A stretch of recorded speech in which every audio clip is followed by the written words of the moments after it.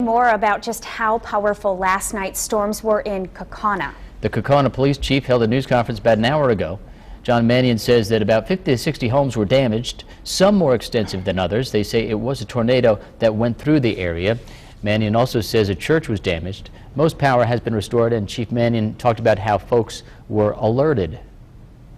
Yeah, the warning system went off, I counted 6 times an hour before, hour and 15 minutes before, so the city, the emergency government alert system worked really well and kept everybody apprised of that there is danger out there and they should take cover, as well as the media advising people. Emily Deem has been in Kaukauna all morning. She joins us now live to show us more of the damage. Good morning, Emily. Pete and Angela, good morning to you. It is a cloudy, gloomy day out here in Kaukauna, and this is what some folks are waking up to. Look at this tree that is literally just split in half. There are some utility crews that are back there working on the power lines, and let me tell you, now that the sun is up and we can actually see stuff, it's pretty devastating seeing what happened here in Kaukauna. Unbelievable to see on the ground, all of the shingles, glass, pieces of wood, everything that's just out here on the ground. Now a lot more people are starting to wake up and walk out here. Take a look at this tree right here. I see right back there, I see a grill with a propane tank that is actually intertwined in this tree that was literally lifted out of the ground. Unbelievable, all the stuff that is out here this morning and what we're seeing. You can hear, trees being cut down in the distance. We're over here with a couple of guys. We got Patrick and Jesse out here. Now, Patrick has lived in Kaukauna, he said, his whole life.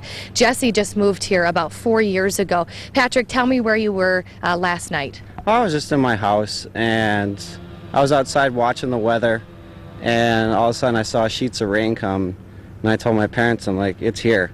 So we just ran for cover.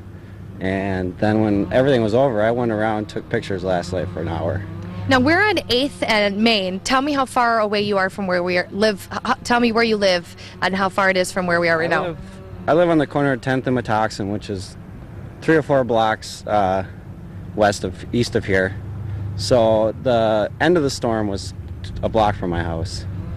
And seeing everything that happened last night, all of the video from last night, and waking up this morning to trees down, shingles in the yard, glass everywhere.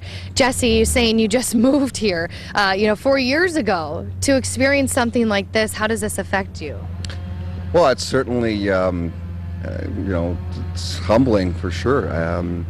To see all the damage that can be done in just a matter of minutes. But again, it can happen anywhere. And I mean, we can hear the chainsaws in the distance going off. I see your camera here. Tell me about what you were doing today. I'm just going to take some more pictures during the daylight. Last night I took about 200 pictures at night, which you really can't see much. And when I came out this morning, I saw about 100 times more than I've seen. I didn't even notice that the bell tower at Nicolay School was blown out. The roof at St. Mary's Church here is blown out. And it's just incredible. It almost looks like a battlefield. I mean, you're walking out, a broom is just laying in the middle of the street. We got fences that are over there blown from someone's yard. To see this is quite emotional, and to see these people's property, this is their home. When you're taking these pictures and you look at them, why would you want to, keep hold of these? What is the reason for taking these pictures? Memories. Not to do anything bad to the people that did lose their home, because I have seen houses with roofs taken off of them. I've seen people with their cars ruined, and it's kind of a once-in-a-lifetime thing.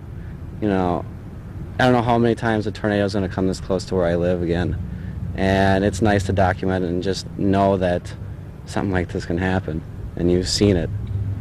Guys, I really appreciate you joining me this morning here on Fox 11. I really do. And they're supposed to be out, crews are supposed to be out today assessing the damage, like we heard from the news conference a little bit ago, 50 to 60 homes that were damaged, millions of dollars worth of damage as well. So really waking up to a lot of damage out here in Kaukauna. We'll send it back to you, Angela. Yeah.